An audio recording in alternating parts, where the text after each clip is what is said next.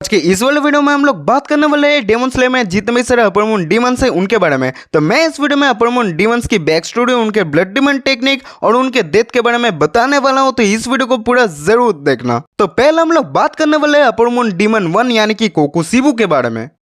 तो कोकुशिबु जब एक नॉर्मल ह्यूमन बीइंग था तब उसका नाम था मिचिकात्सु, और मिचिकात्सु अपने जुड़वा भाई के साथ सेनगोकू एरा में जन्मा था। और मिचिकात्सु का जो जुड़वा भाई था उसका नाम था योरिची, और योरिची जन्मा था एक बदमार्क के साथ। तो सेनगोकू एरा में जुड़वा बच्चे होना अपशगुन माना जाता था, और क्योंकि योरिची के सिर पे एक बदमार्क था इसलिए मिचिकात्सु और योरिची के पापा ने योरिची को मारने का फैसला लिया था। लेकिन जब ये बात उनके मॉम को पता चलती है तब वो बहुत ही ज़्यादा गुस्सा हो जाती है, और वो अपने हस्बैंड के साथ एक समझौता करती है कि योरिची जब 10 साल का होगा तब वो मंदिर में चला जाएगा पुजारी बनने के लिए। तो बेशक मिचिकात्सु और योरिची दोनों ही जुड़वा भाई थे, लेकिन जहाँ मिचिकात्सु रहता था एक बड़े से घर में, वहीं योरिची रहता था एक छोटे से 3 टटने रूम में। मिचिकात्सु को योरिची की हालत देखकर बहुत ही ज्यादा दुख होता था, और वो अपने पापा के पीठ पीछे योरिची से मिलने के लिए भी जाता था। और मिचिकात्सु ने योरिची को एक बांसुरी दी थी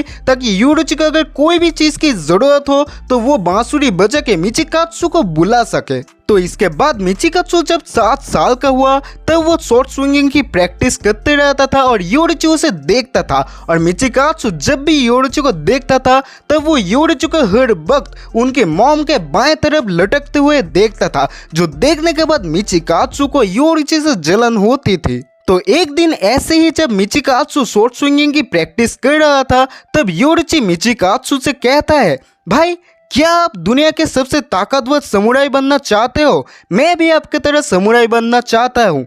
योरिची की ये कही गई बातें उसकी जिंदगी के पहले बोल थे, लेकिन सभी को पता था कि योरिची जब 10 साल का होगा तब उसे पुजारी बनने के लिए मंदिर में भेज दिया जाएगा, और उसके लिए तो समुराई बनना नामुमकिन था। तो एक दिन जब मिचिकात्सु अपने ट्रेनर के साथ प्रैक्टिस कर रहा था तब उसके ट्रेनर को योरिची पर दया आती रहती थी, और उसने योरिची को कुछ शॉर्ट स्विंगिंग के दाव पे सिखाने के बारे में सोचा। मिचिकात्सु के ट्रेनर ने योरिची को सिर्फ सही तरीके से शॉर्ट पकड़ के खड़े होना ही सिखाया था, लेकिन इसके बाद योरिची ने उस ट्रेनर के ऊपर 4 बार वुडन स्टिक से हमला कर दिया था, और इससे पहले मिचिकात्सु उस ट्रेनर को छू भी नहीं पाया था। और ये देखने के बाद मिचिकात्सु को योरिची से ईर्ष्या होने लगी, क्योंकि अब मिचिकात्सु मंदिर जाने वाला था और योरिची वहां पर रह के एक समुराई बनने वाला था। और मिचिकात्सु की ये ईर्ष्या नफरत में तब बदली जब उनकी माँ एक बीमारी से मर गई थी। उनके माँ के डेथ के बाद योरिची मिचिकात्सु के पास आता है और कहता है, भाई मैं घर छोड़ के जा रहा हूँ, और क्या आपको पता है आपने मुझे जो बांसुरी दी थी मैं ये हर वक्त अपने पास रखूँगा।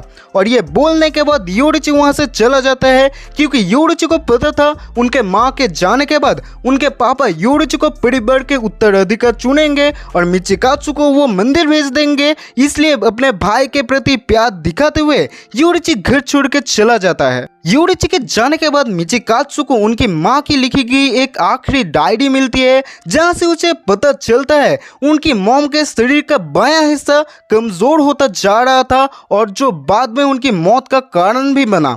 और मिचिकात्सु को यह भी समझ आने लगा था कि योरिची ऐसे ही उनकी माँ की बाएं तरफ लटकते नहीं रहता था, वो तो उन्हें सहारा देता था। ये जानने के बाद मिचिकात्सु योरिची से और भी ज्यादा नफरत करने लगता है, क्योंकि योरिची सभी दिख से उससे बेहतर था। इसके बाद हम लोग देखते हैं 10 साल बाद मिचिकात्सु अब एक समुराई है, और वो सुकीगुरी परिवार का सक्सेसर भी है, और उसने एक लड़की से शादी भी किया था जिससे उसे दोनों बच्चे भी हुए थे। एक दिन एक डेमन ने मिचिकात्सु और उसके सबऑर्डिनेट्स के ऊपर हमला कर दिया था, और उसने मिचिकात्सु के सारे सबऑर्डिनेट्स को मार भी दिया था। और वो डेमन जब मिचिकात्सु के ऊपर हमला करने ही जाता है तभी वहां पर योरिची आ जाते हैं और वो उस डेमन को मार देते हैं। ये देखने के बाद मिचिकात्सु को योरिची से और भी ज्यादा ईर्ष्या होने लगी, और मिचिकात्सु ने अपना घर बार छोड़ के योरिची के अंडर ही डेमन स्लेयर बनने की ट्रेनिंग लेने लगता है वो। मिचिकात्सु इसके बाद विंड ब्रीथिंग यूजर के साथ ट्रेनिंग करता है और उसने अपने डेमन स्लेयर मार्क को भी एवेक किया था।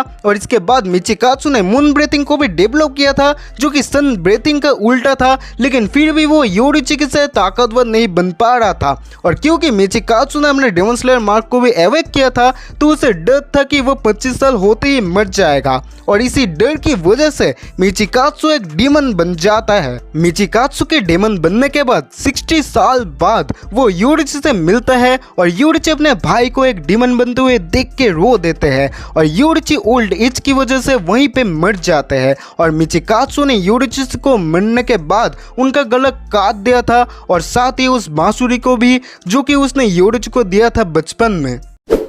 तो अब हम लोग बात करने वाले हैं कोकोशिबु के ब्लड डिमन टेक्निक के बारे में। तो कोकोशिबु का जो ब्लड डिमन आर्ट है उसका नाम है क्रिसेंट मून ब्लेड, और इसके साथ साथ कोकोशिबु एक ब्रीथिंग टेक्निक यूज भी करता है जिसका नाम है मून ब्रीथिंग, जो कि सेकेंड स्ट्रॉन्गेस्ट ब्रीथिंग टेक्निक है। कोकोशिबु ने अपने इस ब्रीथिंग टेक्निक को इतने अच्छे तरीके से मास्टर किया है कि इस टेक्निक में टोटल 16 फॉर्म्स है जो कि किसी भी ब्रीथिंग टेक्निक में सबसे ज़्यादा है। इसके अलावा कोकोशिबु का स्वॉर्ड भी उसके फ्लेश से ही बना है, और कोकोशिबु इतना ही ज़्यादा पावरफुल है कि वो पिछले 400 सालों से अपर मून 1 है। तो कोकोशिबु का हम लोगों ने पहली बार के लिए देखा था अपर मून मीटिंग में, और इसके बाद इन्फिनिटी कैसल आर्क में। इन्फिनिटी कैसल आर्क में कोकोशिबु के साथ टोटल 4 डिमन स्लेयर्स का फाइट हुआ था, जिसमें से 3 तो हाशिराशी थे। तो कोकोशिबु के साथ गेनिया, सानेमे, मूचिरो और ग्योमी का फाइट हुआ था, जिस फाइट में मूचिरो और गेनिया को अपनी जान गंवानी पड़ी थी, और बहुत कोशिश करने के बाद ग्योमी और सानेमे ने मिलके कोकोशिबु को मारा था। इसके बाद हम लोग बात करने वाले हैं सबसे क्रीपीएस्ट अपर मून डीमन डोउमा के बारे में, जो कि है अपर मून 2। तो डोमा जब एक नॉर्मल ह्यूमन बीइंग था और वो जब एक बच्चा था तब उसके आंखें रेनबो कलर के थे, और इसलिए सभी लोग डोमा को पूजने लगे थे, और डोमा का एक कल्ट भी बन गया था जिसका नाम था इटर्नल पैराडाइज। और उस इटर्नल पैराडाइज में डोमा के फॉलोअर्स रहते थे। डोमा बचपन से ही एक बहुत ही ज्यादा वियर्ड बच्चा था, क्योंकि जब उसके मम्मी पापा उसके सामने मर गए थे तब भी उसे कोई भी फर्क नहीं पड़ रहा था। डोमा के जो पापा थे वो उस कल्ट के जो फीमेल फॉलोअर्स थे उनके साथ शारीरिक संबंध बनाते थे, और डोमा की मॉम को जब ये बात पता चली तब उसने डोमा के पापा को चाकू से मार के मार दिया था, और इसके बाद उसने भी खुदकुशी कर लिया था जहर पी के। और ये सब कुछ हुआ था डोमा के सामने, लेकिन इससे उसे कोई भी फर्क नहीं पड़ रहा था। उल्टा उसे ब्लड की महक से घिन आ रही थी, और वो यही सोच रहा था काश उसकी मॉम इस रूम को इतनी ज्यादा गंदी नहीं करती। और इसके बाद जब डोमा 20 साल का हुआ तब उससे मुजान मिलने आए थे, और डोमा तब एक डीमन बन जाता है, और वो डीमन बनने के बाद सिर्फ और सिर्फ लड़कियों को ही खाता था। और इसके बाद अगर हम लोग डोमा के पावर्स के बारे में बात करें तो डोमा का जो ब्लड डिमन टेक्निक है उसका नाम है क्रायोकाइनेसिस। तो मेनली डोमा इस टेक्निक में पंखे का यूज करके आइस को मैनिपुलेट कर सकता है, और उसके सारे अटैक ही आइस बेस्ड होते हैं। तो Doma total 8 blood demon techniques use कर सकता है, जिसमें पहला अटैक आता है snowfall in a wilted garden. इस टेक्निक की मदद से डोमा एक बर्फीला तूफान क्रिएट कर सकता है जो कि उसके ओपोनेंट के बॉडी को चीर के रख सकता है। सेकेंड टेक्निक आता है फ्रोजन क्लाउड। इसके सहारे डोमा बर्फीले क्लाउड्स क्रिएट करता है जिसमें जहर होते हैं, और जो कोई भी उसके रेंज में आता है उसका शरीर जहर से भर जाता है। थर्ड टेक्निक है वाइन लोटस। इस टेक्निक में डोमा बर्फीले लोटस के फ्लावर्स क्रिएट करता है जो कि इवन कंक्रीट को भी काट सकते हैं। नंबर 4 टेक्निक है व्हाइट ब्लिजर्ड प्रिंसेस। इससे डोमा बर्फ के 2 स्टैचूज क्रिएट करता है जो कि कोल्ड ब्रेड का यूज करके सब कुछ जमा कर सकते हैं। नंबर 5 टेक्निक है विंटर आइसिलिस, और इस टेक्निक की मदद से डोमा आसमान से नुकीले बर्फ के टुकड़े फेंक सकता है। नंबर 6 टेक्निक है स्कारलेट लोटस। इससे डोमा लोटस के पंखुड़ियों के तूफान बना सकता है जो कि बहुत ही ज्यादा शार्प होते हैं। नंबर 7 टेक्निक है क्रिस्टल मिको, और इस टेक्निक की मदद से डोमा अपने खुद के छोटे छोटे बर्फ के पुतले बनाता है, और हर पुतला डोमा के बराबर ही पावर्स रखते हैं। एंड फाइनली डोमा का जो 8 टेक्निक है वो है होड फ्रॉस्टी लिली बोधी सतवावा। इस टेक्निक की मदद से डोमा एक बुद्ध का बर्फीला स्टैचू बनाता है जो कि जानलेवा आइस पाउडर्स निकाल सकता है।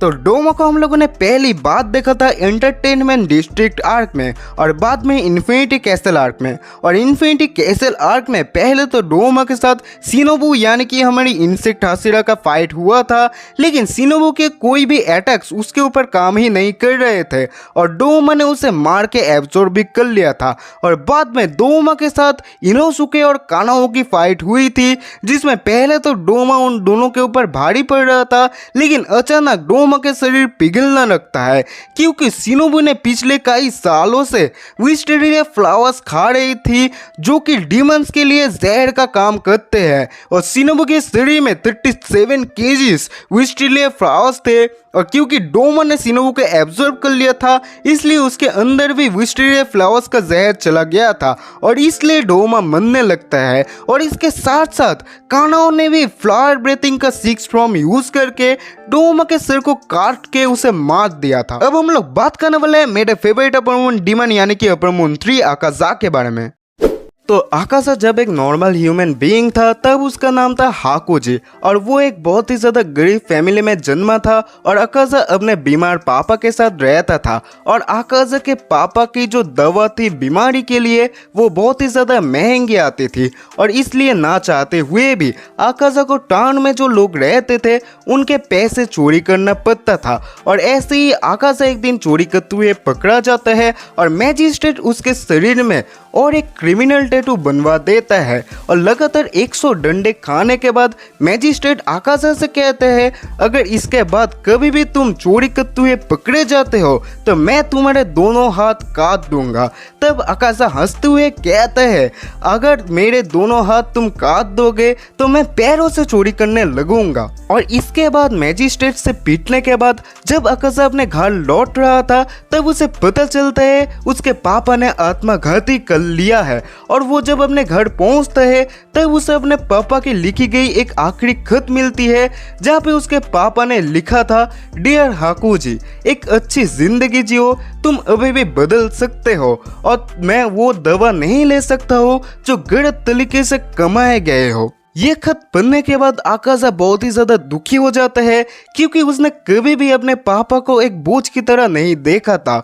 वो अपने पापा से बहुत ही ज्यादा प्यार करता था और उसने जो कुछ भी किया था वो सिर्फ और सिर्फ अपने पापा के लिए ही किया था। इसके बाद आकाजा वहां से चला जाता है और वो बिना बात के लोगों से लड़ने लगता है। और एक दिन तो उसने अकेले ही 7 आदमियों को करीब करीब जान से मार भी दिया था। और तभी वहां पे कीजो नाम का एक आदमी आता है जिसको गांव वालों ने बुलाया था आकाजा को उन 7 आदमियों से बचाने के लिए, लेकिन तब तक आकाजा ने ही उन 7 आदमियों को अधमरा कर दिया था।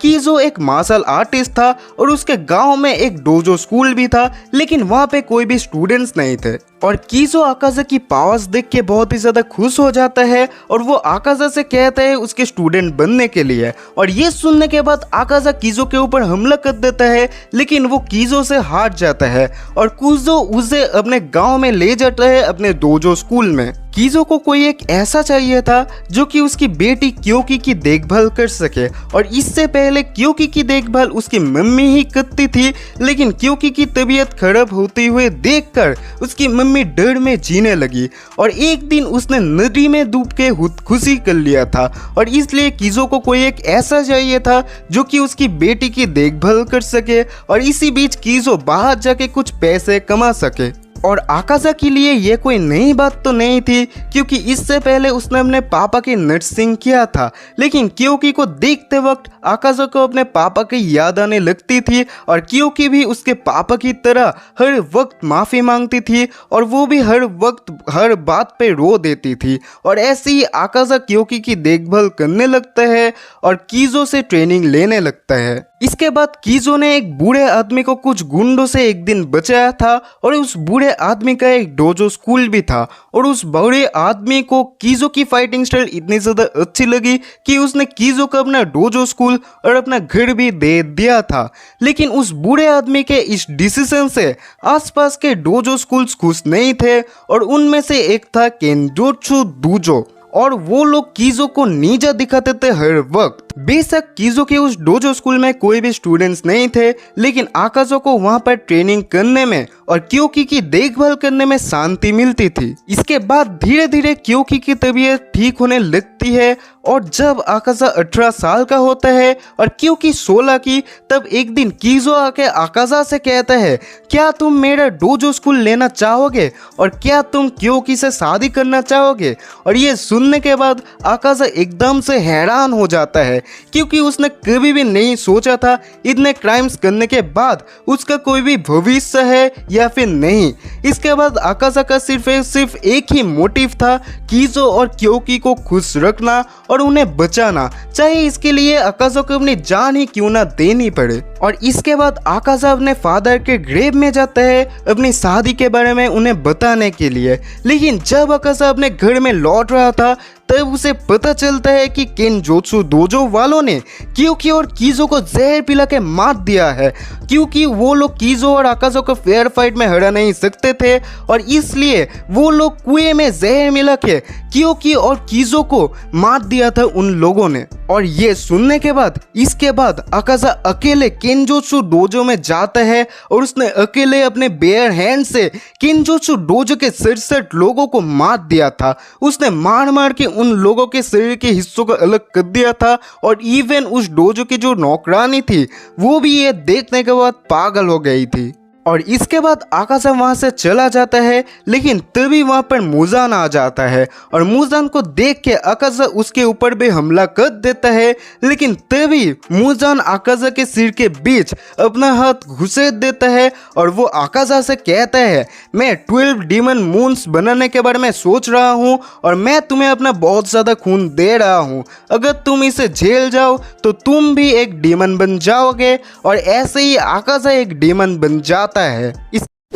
इसके बाद अगर हम लोग आकाजा के पावर्स के बारे में बात करें तो आकाजा का जो ब्लड डिमन टेक्निक है ये मेनली बेस्ड है सोजो मार्शल आर्ट्स के ऊपर और उसका जो ब्लड डिमन टेक्निक है उसका नाम है डिस्ट्रक्टिव डेथ। और Akaza total 10 blood demon techniques use कर सकता है, जिसमें पहला है कॉम्प्रेस नीडल। इस टेक्निक की मदद से आकाजा अपने आसपास एक स्नोफ्लिक बना देता है और इसके रेंज में जो कोई भी आता है आकाजा उसके इमोशंस और वीकनेस के बारे में सब कुछ जान जाता है। इसके बाद का जो टेक्निक है वो है एयर टाइप। इसकी मदद से आकाजा खाली हवा में शॉकवेव्स क्रिएट कर सकता है। तीसरा टेक्निक है डिसऑर्डर। इससे आकाजा बहुत सारे बड़े बड़े धमाके कर सकता है। इसके बाद फोर्थ टेक्निक है एनहिलेशन टाइप और इससे वो सारे पंचेस मर के शॉकवेव्स क्रिएट कर सकता है।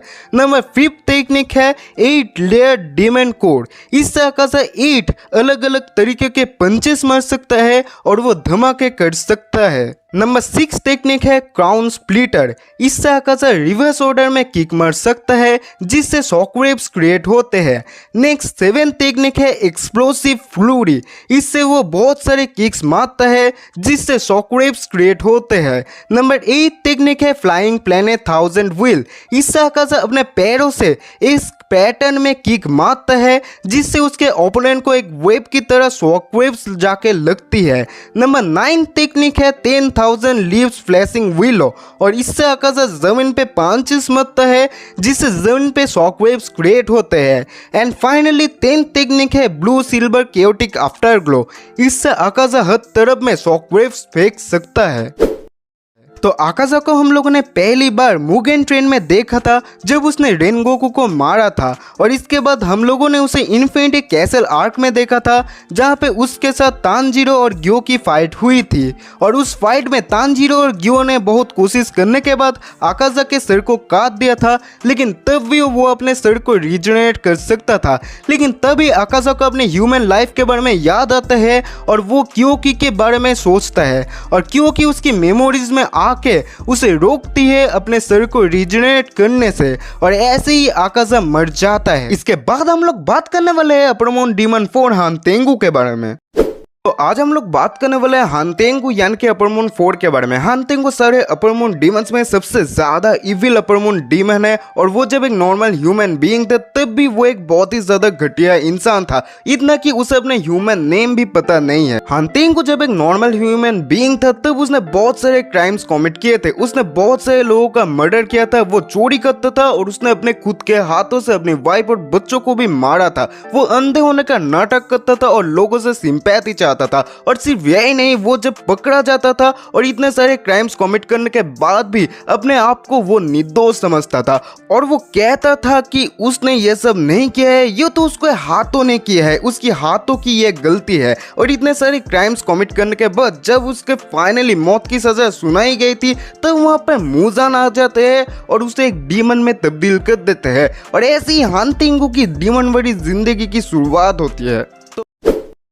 तो हानतेंगु का जो ब्लड डिमन आर्ट है वो बेस करता है उसके डिफाइंड इमोशंस के ऊपर। मतलब जब भी कोई हानतेंगु को कट करता है तभी वो अपने डिफाइंड क्लोन्स क्रिएट करता है जो कि अलग अलग इमोशंस को होल्ड करते हैं। तो हानतेंगु के हम लोगों ने टोटल 6 क्लोन्स देखे हैं, जिसमें आते हैं Sekido the anger demon, Karaku the joy demon, Aizetsu the sorrow demon and उडोकी द प्लेजर डीमन। और हानतेंगु के इन 4 clones different blood demon art को पॉजेस करते हैं और हर एक क्लोन एक अपर मून जैसे ही पावर्स को होल्ड करते, ये इतना ही ज्यादा पावरफुल है। सिर्फ यही नहीं, हानतेंगु के इन चारों क्लोन्स एक साथ मिलकर और एक नए क्लोन को क्रिएट करते हैं जिसका नाम है जोहाक्तेन और ये हानतेंगु का हेड डीमन है और हानतेंगु का ये वाला फॉर्म सबसे ज्यादा पावरफुल है। और जोहाक्तेन एक यूनिक ब्लैक डीमन आर्ट को यूज कर सकता है जिसका नाम है वुड मैनिपुलेशन। ये क्लोन 5 हेडेड वुडन ड्रैगन को क्रिएट कर सकते हैं जो कि उसके बाकी सारी इमोशन क्लोन्स के पावर्स को यूज कर सकता है। और इसके अलावा भी हानतेंगु का और एक फॉर्म या फिर डीमन क्लोन है जिसका नाम है उरामी, जो कि रिप्रेजेंट करता है रिसेंटमेंट को और इस क्लोन के पावर से ये हानतेंगु की बॉडी को बड़ा कर सकता है। तो हानतेंगु को मारना इतना भी ज्यादा आसान नहीं है, उसके इन सारे क्लोन्स को मारने के बाद भी हानतेंगु नहीं मरता है क्योंकि इन सारे क्लोन्स के अंदर उसके रियल बॉडी रहता ही नहीं है। हानतेंगु का जो मेन बॉडी है वो बहुत ही ज्यादा छोटा है और वो इधर उधर छिप के बैठा रहता है और हानतेंगु को मारने के लिए उसके उस रियल बॉडी को ढूंढने के बाद उसमें मारना पड़ता है। तो शॉर्ट्समिट विलेज आर्क में हानतेंगु के साथ मेनली तानजीरो, नेजुको, गेनिया और मित्सुरी का फाइट हुआ था और हानतेंगु के इन 6 क्लोन्स को मारने के बाद फाइनली तानजीरो ने हानतेंगु के उस रियल बॉडी को ढूंढ निकाला था और तानजीरो ने हानतेंगु के उस छोटे से बॉडी का सिर काट के उसे खत्म किया था। तो अब हम लोग बात करने वाले हैं न्यू अपर मून डीमन 4 नाकीमे के बारे में। तो मुजान ने हानतेंगु के मर जाने के बाद जिसे अपर मून 4 बनाया था वो थी नाकीमे। तो नाकीमे जब एक नॉर्मल ह्यूमन बीइंग थी तब उसे बीवा बजाना बहुत ही ज्यादा पसंद था और जितने भी लोगों को नहीं पता कि बीवा क्या होता है तो उनको मैं बता देता हूँ, ये एक म्यूजिक इंस्ट्रूमेंट है जस्ट लाइक गिटार, बट ये गिटार से भी बहुत ही ज्यादा डिफरेंट होती है। ये चीज बेसिकली जापान में स्टोरी टेलिंग के लिए बैकग्राउंड म्यूजिक के तौर पर इसे यूज किया जाता है। तो ऐसे ही नाकीमे को बीवा बजाना पसंद था और वो बहुत सारे म्यूजिक इवेंट्स में भी बीवा बजाया करती थी, लेकिन उसके साथ एक ऐसे आदमी की शादी होती है जो कि गैम्बलिंग करता था और नाकीमे का जो हस्बैंड था वो उसके उतना ज्यादा ख्याल भी नहीं रखता था। तो ऐसे ही जब एक दिन नाकीमे एक म्यूजिक इवेंट में जाने वाली थी बीवा बजाने के लिए, तभी उसे पता चलता है कि उसके हस्बैंड ने वो जो ड्रेस पहन के जाने वाली थी म्यूजिक इवेंट में उसे बेच दिया है और उसके हस्बैंड ने उस पैसों से जुआ खेला है। और इस बात को जब नाकीमे को पता चलता है तब वो इतना ज्यादा गुस्सा हो जाती है कि वो एक हैमर को लेकर उसके हस्बैंड को मारने लगती है और मार मार के उसे मार ही देती है। तो इसके बाद नाकीमे को जो मिलता है वो उसे पहन के ही बीवा बजाने के लिए चली जाती है और वो जब उस इवेंट में स्टेज पर जाती है बीवा बजाने के लिए तब उसे बहुत ही ज़्यादा नर्वसनेस होता है और इस नर्वसनेस के अंदर ही वो परफॉर्म भी करती है। लेकिन उस दिन की नाकीमे की जो परफॉर्मेंस थी वो उसकी ज़िंदगी की सबसे बेस्ट परफॉर्मेंस थी और इसी वजह से उसे बहुत सारे पैसे भी मिले थे और इसी के चलते नाकीमे को ऐसा लगने लगता है कि वो अगर किसी भी परफॉर्मेंस से पहले किसी भी इंसान को मारती है तो उसका परफॉर्मेंस अच्छा होगा और इसी कारण से वो हर एक परफॉर्मेंस के पहले एक इंसान को मारने लगती है। और ऐसे ही नाकीमे का एक दिन सामना होता है मुजान के साथ और वो जब मुजान को मारने जाती है तभी मुजान उसे एक डीमन में तब्दील कर देता है और ऐसे ही शुरू होती है नाकीमे की डीमन वाली जिंदगी। तो नाकिमे का जो ब्लड डिमन आर्ट है उसका नाम है इन्फिनिटी कैसल मैनिपुलेशन। बेसिकली नाकिमे जब भी अपने बीवा बजाती है तभी वो इन्फिनिटी कैसल के हर एक कमरे को डोज को कंट्रोल कर सकती है और इस टेक्निक को वो अपने डिफेंस में और ऑफेंस में दोनों तरह के टेक्निक्स में ही यूज कर सकती है। इसके अलावा भी नाकिमे अपने इस ब्लड डिमन टेक्निक की मदद से डायमेंशन पोर्टल्स भी ओपन कर सकती है। मतलब वो किसी भी डिमन को जब चाहे जहां पर भी टेलीपोर्ट कर सकती है और वो अपने आप को भी टेलीपोर्ट कर सकती है। इसके अलावा भी नाकिमे का और एक ब्लड डिमन आर्ट है जिससे वो अपने शरीर से कुछ डिमन बट जैसे क्रिएचर्स को क्रिएट करती है जो कि हर तरफ नजर रखते हैं और नाकिमे को इंफॉर्मेशन देते हैं। तो नाकिमे को हम लोगों ने पहली बात देखा था मुगिन ट्रेन आर्क में और इसके बाद अपर मून मीटिंग में एंड फाइनली एक्शन में देखा था इन्फिनिटी कैसल आर्क में, जहां पर उसका सामना हुआ था हमारे सर्फेंट हसीरा ओबनाई एंड लव हसीरा मित्सुरी के साथ। लेकिन वो दोनों नाकिमे के इस वियर्ड एबिलिटी के चलते उसके पास पहुंच ही नहीं पा रहे थे एंड फाइनली योशिरो ने नाकिमे के माइंड को कंट्रोल कर लिया था और वो इन्फिनिटी कैसल को भी कंट्रोल कर रहा था। और ये बात जब मुजान को पता चलती है तब मुजान नाकिमे को मात देता है। अब हम लोग बात करने वाले हैं अपर मून डीमन 5 ग्योको के बारे में। तो बेसिकली ग्योको जब एक नॉर्मल ह्यूमन बीइंग था तब उसका नाम था मारागी जो कि एक फिजरमैन डिस्ट्रिक्ट के आउटस्कर्ट्स में रहता था। और ग्योको बचपन से ही बहुत ही ज्यादा एक वियर्ड बच्चा था क्योंकि उसके माँ बाप जब डूब के मरे थे तब उसको दुख दर्द पीड़ा कुछ भी नहीं महसूस हुआ था। और इसके अलावा भी ग्योको मछलियों के हड्डियों को कलेक्ट करते रहता था और इन्हीं से भी वजह से विलेजर्स ग्योको से दूरी बना के रखना ही पसंद करते थे। तो एक दिन उसी विलेज के एक बच्चे ने ग्योको को चिढ़ाता है और ग्योको के बारे में वो उल्टी सीधी बातें करता है और ग्योको गुस्से में उस बच्चे को मार देता है और मार के उस बच्चे की जो डेड बॉडी रहती है ग्योको उसे एक पॉट में रख देता है। और ये बात जब उस बच्चे की माँ बाप को पता चलती है तब वो लोग ग्योको को स्टैब करके मरने के लिए छोड़ देते हैं। लेकिन तभी वहां पर हमारे माइकल जैक्सन यानी कि मुजान भाई सब आ जाते हैं और मुजान ग्योको को एक डीमन में तब्दील कर देता है और यही से ग्योको की डीमन वाली जिंदगी की शुरुआत होती है। तो अब हम लोग बात करने वाले हैं ग्योको के पावर्स के बारे में। तो स्वॉर्ड्समिथ विलेज आर्क में अभी हम लोगों ने देखा ग्योको पॉट्स बना सकते हैं और वो इसे कहते हैं आर्ट। और जो कोई भी उसके पॉट्स को तोड़ देते हैं या फिर उसके पॉट्स के बारे में बुरा भला कहते हैं ग्योको उसे मारने के लिए चला जाता है। तो बेसिकली ग्योको अपने पॉट्स के अंदर ट्रेवल भी कर सकते हैं, मतलब वो एक पॉट से दूसरे पॉट में कहीं से भी कहीं पे भी जा सकता है। और अगर हम लोग बात करें ग्योको के ब्लड डिमन टेक्निक्स के बारे में तो Gyokko total 5 blood demon techniques use कर सकता है जिसमें कि पहले आते हैं 1000 नीडल टेक्निक्स। इसमें ग्योको अपने पॉट से मछली ऐसे डिमन्स को समन करता है और वो मछली जहरीले नीडल्स होती है और ये नीडल्स जिसको भी छूती है वो इंसान या फिर जानवर पैरालाइज हो जाता है। दूसरा है ऑक्टोपस पॉट हिल और इस टेक्निक में ग्योको अपने पॉट से एक ऑक्टोपस के टेंटिकल्स को समन कर सकता है जो कि आसपास के सभी जगह पर बहुत ही ज्यादा तबाही मचाता है। तीसरा है 10,000 ग्लाइडिंग क्ले फिश। इस टेक्निक की मदद से ग्योको अपने पॉट से 10,000 छोटे छोटे मछली ऐसे डिमन्स को समन करता है जो कि अपने ओपोनेंट्स को पूरा ही खा लेते हैं। चौथा वाला जो टेक्निक है वो है वाटर बेसिन ऑफ हिल। ग्योको इस टेक्निक की मदद से पानी का एक पॉट बना सकता है और वो इस पॉट में अपने ओपोनेंट को कैद कर लेते हैं। और क्योंकि ये पॉट पानी का बना रहता है तो डेमन स्लेयर्स इसके अंदर सांस तक नहीं ले सकते हैं और वो अपना ब्रीथिंग टेक्निक भी यूज नहीं कर सकते हैं। एंड पांचवा वाला ग्योको का जो सबसे ज्यादा स्ट्रॉन्गेस्ट ब्लड डिमन टेक्निक है वो है किलर फिश स्केल। और इस वाले टेक्निक की मदद से ग्योको अपने बदन में मछली जैसे स्केल्स निकल सकते हैं जो कि टंगस्टन से भी ज्यादा सख्त और ब्लेड से भी ज्यादा शार्प होते हैं। और इस फॉर्म में ग्योको अगर किसी चीज को भी मुक्का मारता है तो वो चीज एक फिश में तब्दील हो जाती है। तो यही सब था ग्योको के पावर्स।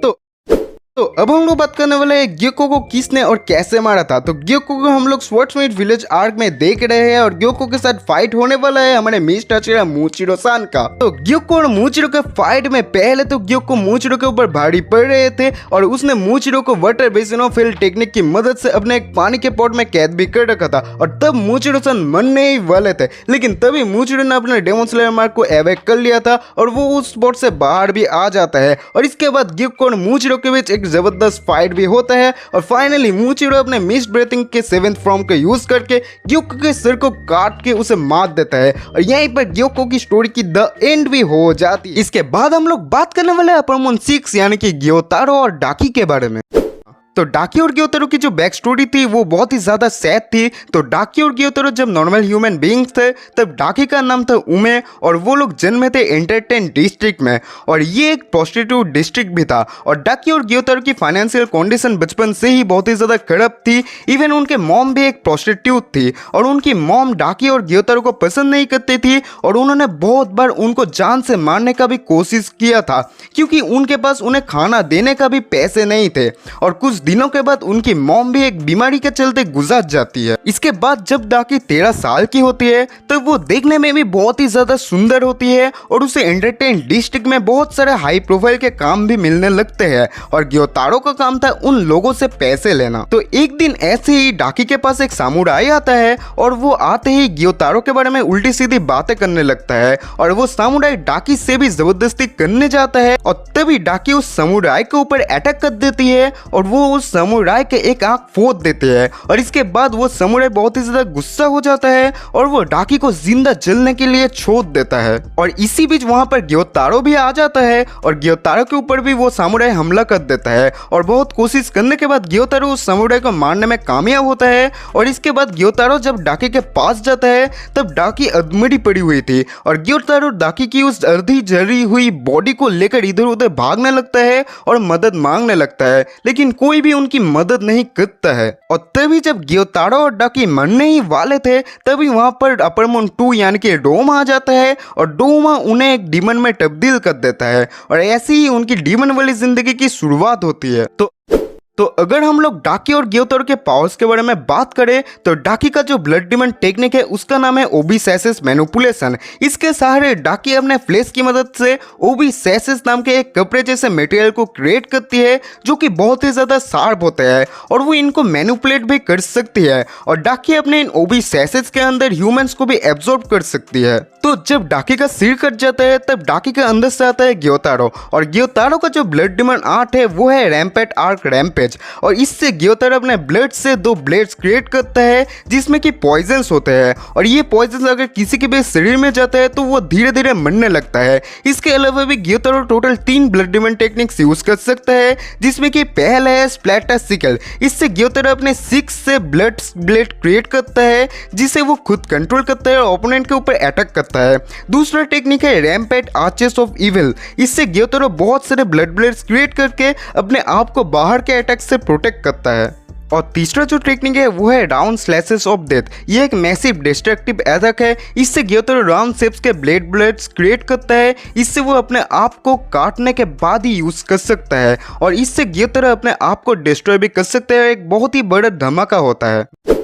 बेसिकली ग्योतारो और डाकी दोनों ही अपर मून 6 का पोजीशन होल्ड करते हैं लेकिन मुजान ग्योतारो को रियल अपर मून 6 मानता है और मुजान को यह भी लगता है कि ग्योतारो इवन अपर मून 5 भी बन सकता था, वो इतना ही ज्यादा कैपेबल था। तो डाकी और ग्योतारो को पहली बार के लिए हम लोगों ने देखा था एंटरटेन डिस्ट्रिक्ट आर्क में जहां पे उनके साथ तांजीरो, जेनित्सु, इनुसुके, नेजुको और तेंगेन का फाइट हुआ था और इस फाइट का जो एनिमेशन था वो अभी भी बेस्ट है। तो डाकी के साथ इनुसुके, जेनित्सु और नेजुको का फाइट हुआ था और बहुत कोशिश करने के बाद जेनित्सु ने डाकी का सिर काट के उसे खत्म किया था। और ग्योतारो के साथ तांजीरो और तेंगेन का फाइट हुआ था जिसमें तांजीरो ने हिनोको में कागुरा का यूज करके ग्योतारो को उसने खत्म किया था। ये फाइट इतने ही ज्यादा डेंजरस थे कि इन फाइट्स के बाद तांजीरो, जेनित्सु और इनुसुके कोमा में जाते हैं और तेंगेन को रिटायर होना पड़ता है। तो ग्योतारो और डाकी के मर जाने के बाद मुजान ने जिसे अपर मून 6 बनाया था वो था काइगाकू, जो कि अब है हमारा न्यू अपर मून डीमन 6। तो काइगाकू जब एक छोटा बच्चा था तब उसके मम्मी पापा ने उसे अकेले ही छोड़ दिया था और काइगाकू एक ऑर्फन किड बन गया था और वो इधर उधर भटकता रहता था। इवन कभी कभी तो काइगाकू को बच्चे रहने के लिए नाले से भी पानी पीना पड़ता था। और ऐसे ही एक दिन भटकते भटकते काइगाकू एक टेम्पल में पहुंचता है जहाँ पे उसकी तरह और भी ऑर्फन किड्स रहते थे और उन सारे ऑर्फन किड्स का ख्याल रखते थे ग्योमी, जो कि अब हमारे स्टोन हासिरा है।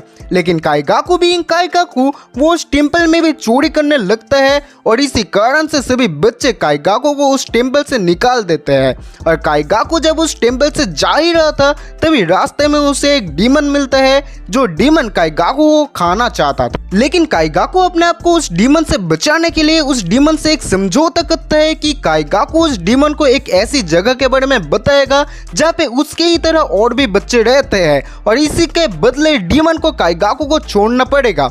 और एज यूजुअल वो डीमन काइगाकू को छोड़ देता है और काइगाकू उसे उस टेम्पल के बारे में बता देता है जहाँ पे वो सारे ऑर्फन किड्स रहते थे और वो डीमन जाके उन सारे ऑर्फन किड्स को मार देता है। और इसके बाद काइगाकू मिलता है उस टाइम के थंडर ब्रीथिंग हाशिरा से जिनका नाम था जिगोरो और वो जिगोरो के अंदर थंडर ब्रीथिंग का ट्रेनिंग लेने लगता है और जिगोरो वही इंसान है जिसने ज़ेनित्सु को भी ट्रेनिंग दी थी। तो काइगाकू ज़ेनित्सु से सीनियर था लेकिन फिर भी काइगाकू ज़ेनित्सु को हेट करता था क्योंकि जहाँ पर काइगाकू ने थंडर ब्रीथिंग के सेकेंड फॉर्म से लेकर 6 फॉर्म को मास्टर करके रखा था वहीं पर ज़ेनित्सु ने सिर्फ और सिर्फ फर्स्ट फॉर्म को ही मास्टर किया था और थंडर ब्रीथिंग में फर्स्ट फॉर्म को सबसे ज़्यादा प्रायोरिटी दी जाती है और इसी कारण से जिगोरो ने काइगाकू के साथ साथ ज़ेनित्सु को भी थंडर ब्रीथिंग हाशिरा का सक्सेसर चुन लिया था और इसी कारण से काइगाकू ज़ेनित्सु से ईर्ष्या करता था। ऐसे ही इसके बाद एक दिन काइगाकू एक गांव में एक डीमन को मारने के लिए जाता है जहां पे काइगाकू को पता चलता है वो डीमन कोई मामूली डीमन नहीं है, वो है अपर मून 1 कोकुशिबु। और कोकुशिबु को देखने के बाद काइगाकू कोकुशिबु से अपनी जिंदगी की भीख मांगने लगता है और कोकुशिबु उसे अपना बहुत ही ज्यादा ब्लड देता है और ऐसे ही काइगाकू एक डीमन बन जाता है। तो यही थी काइगाकू की बैक स्टोरी। अब हम लोग बात करने वाले हैं उसके ब्लड डीमन टेक्निक के बारे में। तो काइगाकू को जो ब्लड डीमन आर्ट है वो है इलेक्ट्रोकाइनेसिस। इससे वो इलेक्ट्रिसिटी को मैनिपुलेट भी कर सकते हैं और इसके साथ साथ काइगाकू थंडर ब्रीथिंग यूजर भी है और वो थंडर ब्रीथिंग के साथ अपने ब्लड डीमन आर्ट को मिलाकर टोटल 5 फॉर्म्स यूज कर सकता है जिसमें आते हैं breath of lightning second form lightning ball, breath of lightning third form buzzing mosquito thunder, breath of lightning fourth form distant thunder, breath of lightning fifth form heat lightning and breath of lightning six form electric lightning shower. तो Kaigaku को हम लोगों ने पहली बात देखा था infinity castle arc में जहाँ पे काइगाकू के साथ ज़ेनित्सु की फाइट हुई थी और उस फाइट में हम लोग एक अलग ही ज़ेनित्सु को देखते हैं जो कि बहुत ही ज़्यादा सीरियस था। तो उस फाइट में ज़ेनित्सु काइगाकू के ऊपर बहुत ही ज़्यादा गुस्सा था क्योंकि काइगाकू एक डीमन बन गया था और इसी वजह से जिगोरो दुख में आके आत्मघाती कर लेते हैं और काइगाकू ये सुनने के बाद हंसने लगता है और काइगाकू के साथ ज़ेनित्सु का फाइट भी स्टार्ट हो जाता है और इस फाइट में काइगाकू ज़ेनित्सु के ऊपर भारी पड़ने लगता है और वो ज़ेनित्सु को मारने ही वाला था लेकिन तभी Zenitsu breath of thunder 7 from flaming thunder god को यूज करता है और इस नए फॉर्म को खुद ज़ेनित्सु ने ही डेवलप किया था और इसे यूज करके ज़ेनित्सु ने काइगाकू का सिर काट के उसे मार भी दिया था। तो बस यही था आज के video about upper moon demons और अगर ये वाला वीडियो आप लोगों को थोड़ा सा भी अच्छा लगा हो तो इस वीडियो को लाइक करो, अपने दोस्तों के साथ शेयर करना मत भूलना और ऐसे नए नए वीडियोस के लिए इस चैनल को भी सब्सक्राइब कर देना। और हाँ, मैं मिल जाऊंगा इंस्टाग्राम पे, चाहो तो वहाँ पे मुझे फॉलो कर सकते हो, लिंक नीचे डिस्क्रिप्शन में है। तो मिलते हैं हम लोग अगले वीडियो में, तब तक के लिए bye bye, tata, take care, peace out.